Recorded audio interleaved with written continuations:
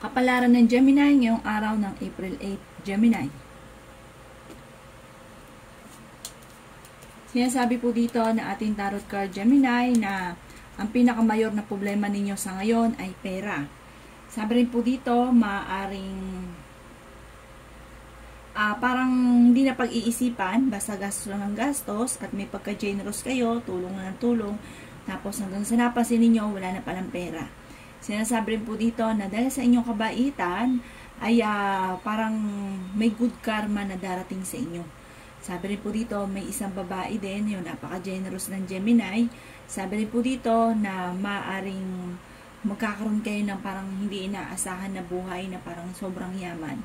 Sinasabi rin po dito na bagamat sa ngayon dumadaan ka sa mga pagsubok, may mga pagtatalo na maaaring maganap sa inyong dalawa ng inyong karelasyon, maging sa usapin ng buhay, pag-ibig at pera.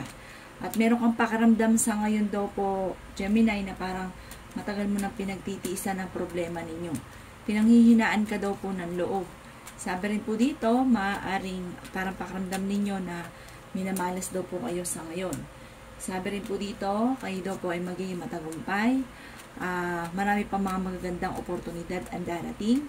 Maraming mga nakalampas pero higit pa daw po ang paparating.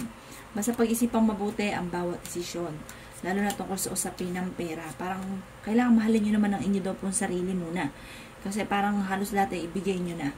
Sa ngayon, nalulungkot daw po kayo. Maraming mga magagandang oportunidad ang nakalampas na rin sa inyo. Pero marami pa rin ang darating. May isang nanay na Gemini or may isang Gemini na magbubuntis.